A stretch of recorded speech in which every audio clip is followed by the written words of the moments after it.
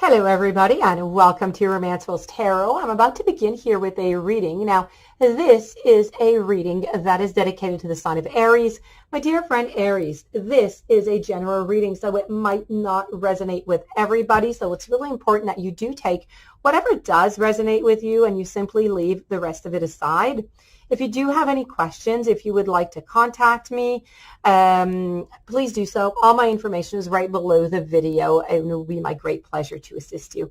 That being said, if you have not yet subscribed to the channel, please do take a brief moment of your time to click the subscribe button to show your support to the channel and to myself, and it would be greatly appreciated, and I do thank you so very much in advance. So with no further ado, we are going to begin this reading. Once again, these are harsh warnings coming from Spirit for you, my dear friend Aries. So let's go for it.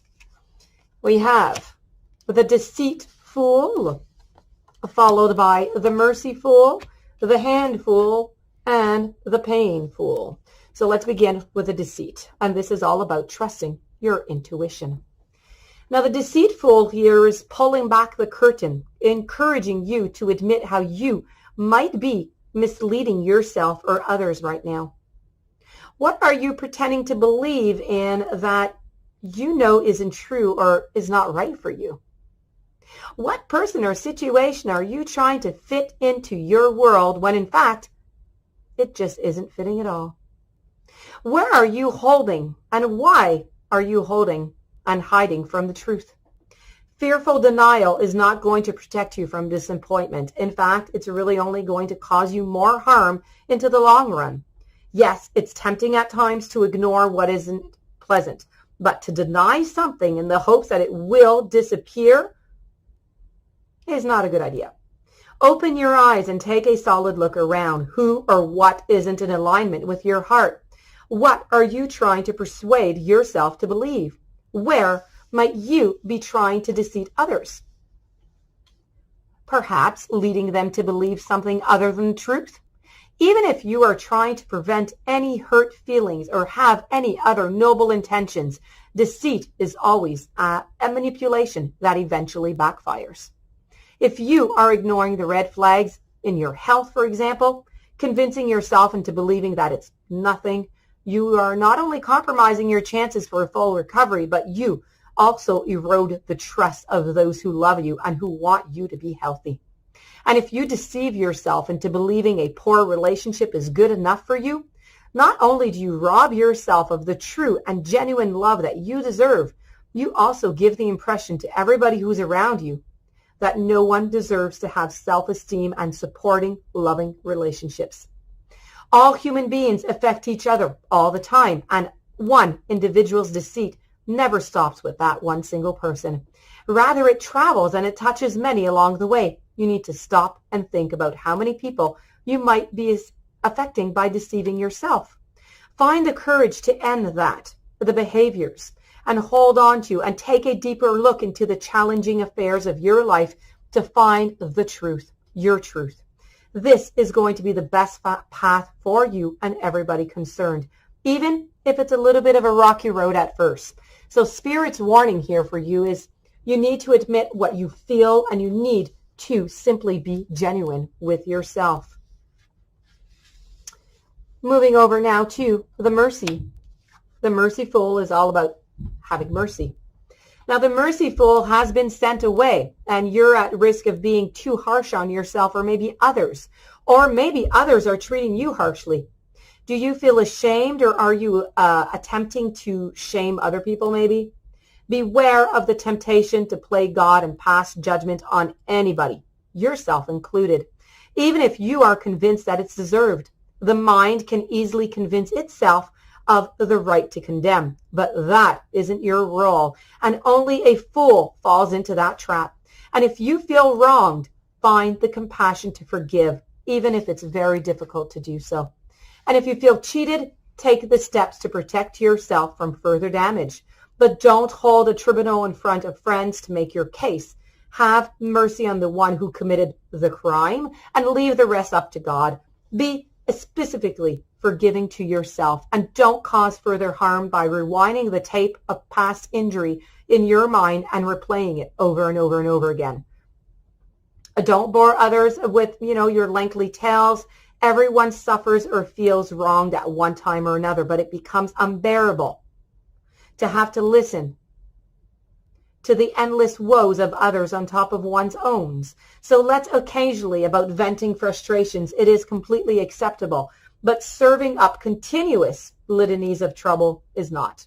Instead, it's much more helpful to offer some comic relief or a distraction from the suffering by sharing uplifting stories. Show mercy by bringing lightness to everyone that you meet. It's not about being foolish to be positive in the face of pain, nor is it unwise to forgive those who have hurt you or others. For this is only into sustaining that light capable of leading you out of that darkness. Ask for God's mercy and then accept it. Spirit's warning for you here is to not condemn yourself or others. What you need to do is you need to forgive and you need to let go.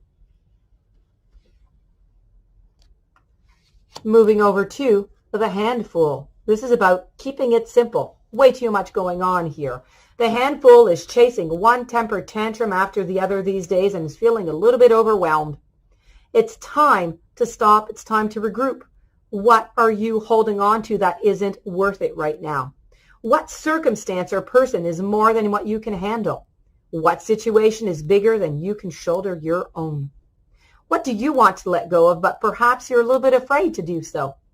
What are you struggling to contain that continues to slip from your grasp? You need to give the handful a break and drop most of what you are carrying. You can't continue to take everything on by yourself, juggling more than your fair share. One by one, it's time to put down your burdens and return to what genuinely belongs to other people. It's kind to want to help those that you care about, but it's not necessary. It's not helpful to give constant handouts. It's okay to ease your grip and to surrender to divine will. Ask for guidance and be willing to say no when handed things that don't really belong to you. Hold your boundaries, but release your control. Let your unburdened hands reach for those that you love and embrace them. Work in teams or in groups, for you shouldn't work alone at this time. While the ego feels foolish asking for assistance or admitting to what it can or cannot do or shouldn't try, the spirit in you is going to soar, rewarding you with freedom and peace of mind. To state it simply, for most things in your life right now, the best policy is hands off. The universe is taking over so you can relax. Well, this is about not overreaching. And to conclude, we are going to finish over here with the painful. This is about facing your pain. The painful has taken over, although it's not a natural part of life to experience pain from time to time and cannot be avoided. It cannot be avoided, so to have it become the central theme of your life is never really into the divine plan. Constant suffering severely diminishes your growth and your healing. Pain is a teacher, but it can also become an addiction, especially if it was a frequent experience during your childhood. And in this case, it does serve as a substitute for love because it's predictable, it's familiar, which love may seem a little bit elusive, always just out of your reach. You must ask the painful why he's still hanging around. Remind him that he's occupying the place in your heart that's reserved for happiness and joy. He's only supposed to be a temporary visitor, not a permanent resident.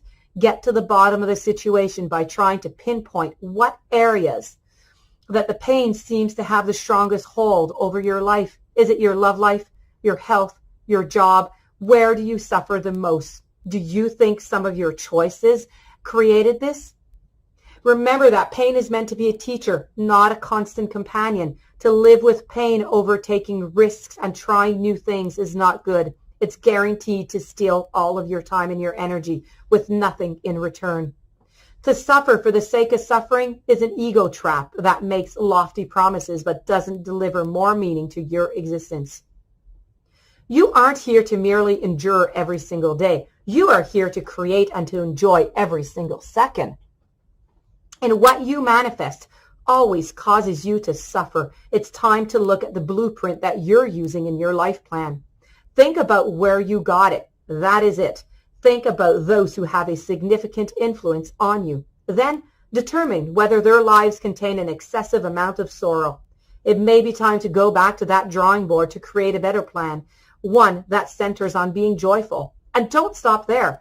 Interrogate your pain. Why is it in your life? Is it really necessary? Is it inevitable? Does it open a door to deeper understanding and compassion for yourself and others? Is it sudden, surprising, unexpected? Or has it become a destructive habit? You need to show the painful the door. Quit entertaining permanent pain and don't allow yourself to be entranced by it. Reorient yourself towards the light of your heart and decide to follow it over the dark shadows of suffering. Keep in mind that your life is meant to be enjoyed. It's painful to see how many souls so completely miss this point. Don't be one of them. Spirit wants you to learn from your pain, but don't let yourself suffer endlessly. And this, my dear friend Aries, does conclude your reading, your harsh warnings with Spirit. I do hope that you enjoyed. I do hope that you're going to be able to take some of these messages and utilize them. If you do have any questions, you would like to contact me, please do so. My information is right below. If you have not yet subscribed, please do subscribe. I wish you a beautiful day. I thank you for being there. Thank you for listening. I will see you tomorrow with new messages.